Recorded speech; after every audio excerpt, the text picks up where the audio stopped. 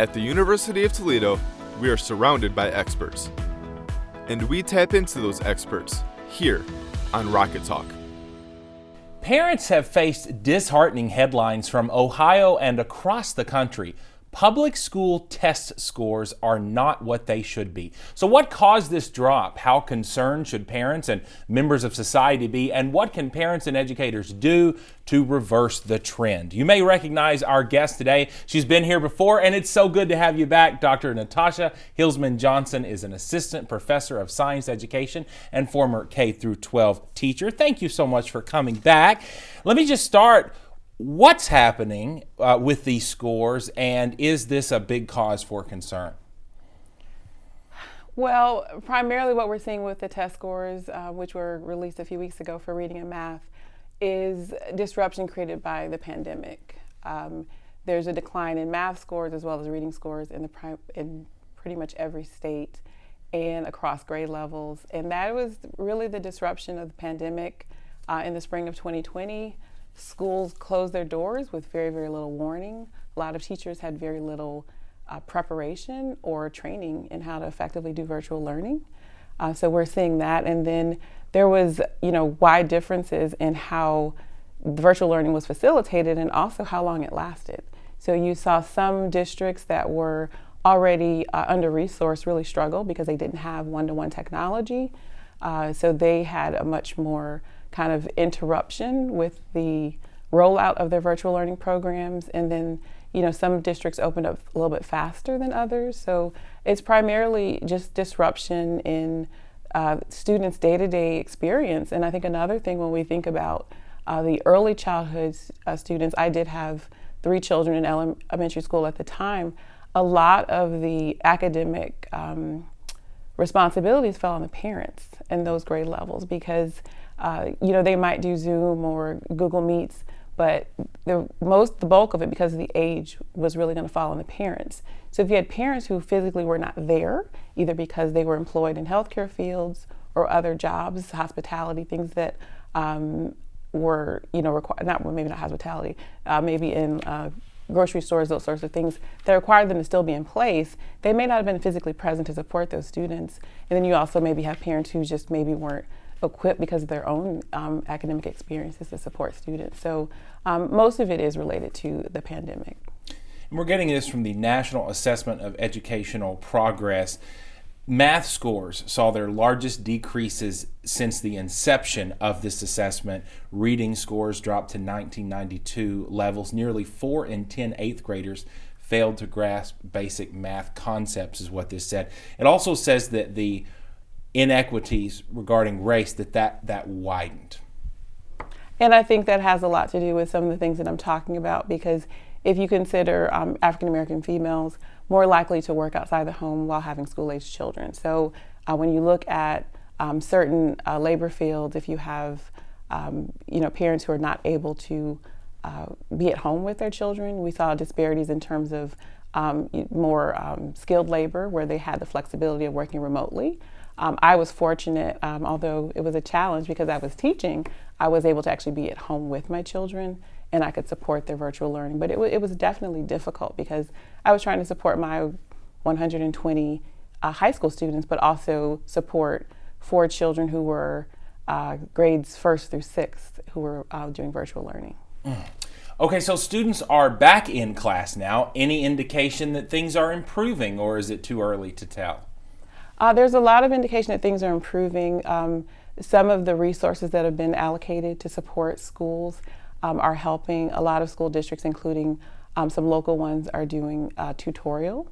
A lot of them are doing small group instruction, a lot of kind of early intervention. Well, I don't know if it would be early, but intervention to really help get those students back on track. And then I didn't quite address this in your previous question, but again, with the certain populations, we see that they were already in maybe under-resourced schools, and it just kind of widened that gap because you had maybe disparities that existed already that were then just magnified because they were in under-resourced schools that were trying to then support virtual learning in environments or communities where the parents or the households didn't have access to internet access, reliable internet access, and those other things. How do parents who are not educators know if their child is behind or not?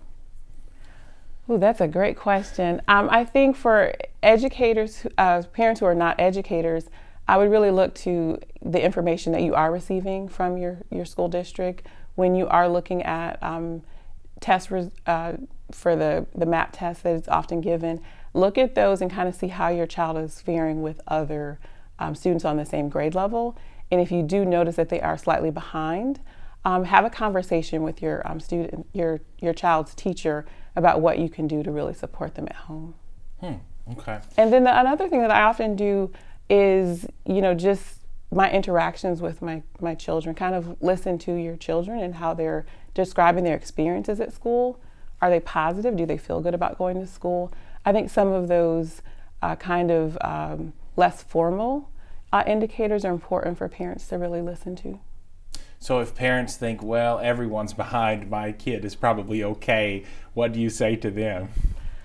I would say you want to make sure that you do everything that you can to get your child back on track, because the way that students experience school determines, how far they will, kind of look to achieve. We're seeing, when we look at some of the things that we're seeing right now with lack of interest in school, lower enrollment in college, all of those things are related to the student experience. If you have a child who is two grade levels behind and they're in, fourth, fifth grade, school is going to be a struggle for them, and you want them to have a love of learning that will encourage them to pursue, higher post-secondary options. I won't say necessarily college, but post-secondary options, and really follow their passions. When students just have a negative experience of schooling, they really want to disengage, and they kind of look for the exit as soon as they have that option. We were talking before the show about the social aspects of this as well, that even in some of my classes, the college freshmen who were in high school during the pandemic, I can kind of see a difference with their social abilities. You can tell they're just not used to interacting as much with others. What can parents do to help their children be a bit more social? I've been in conversation with my own children about this. I'm trying to cut back on screen time. My children, who now are 10 to 15, they will actually text each other from different rooms in the house with messages. So, I talk to them about that, and I think that it's important to create kind of a culture at home where there's less screen time and more conversation. So I try to do dinners with my children. I try to do we watch certain programs together, movies. Anytime that you can be kind of outside of the house, I do walks with my youngest son who's 10. We walk the dog. That's always a great opportunity for conversation. So I think really kind of modeling it. It's interesting because my daughter who's 12, she said, "You're always working, Mom, and it's annoying." So that was kind of my message, to close my computer and really engage with her. And in that moment when she said that, even though I had grading to do, I stopped and I watched a movie with her. So any opportunity that you have, whether it's conversations in the car, walks, I know it's getting cold now, but walking the dog or walking around the neighborhood, trips to the mall, whatever it is that you do as a family, look for opportunities to really interact with your children. And I think also just looking for more social interaction, birthday parties and things that were kind of disrupted, athletic events.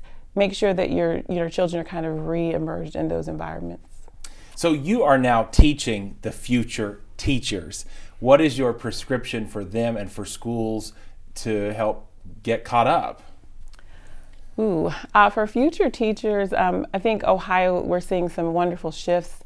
I would like to see more emphasis on kind of personalized learning. When we look kind of historically at schooling, it's the expectation that every child, just based on age, will be able to do the same things at the same time, the same way. And I think that's one of the significant problems in education. I look at my own 4 children; they're very, very different, and they develop at different rates. So I really just support my students, my children, and when they, regardless of their grade, I always emphasize doing your best. When they leave for school, it's not necessarily an academic grade, but it's, are you doing your best? And that is really what I try to focus on. But in terms of future educators, I think really looking at options that will focus on probably 2 things. personalized learning, where you can really look at a child and figure out exactly what that child needs to move to the next level. Also, focus on mastery.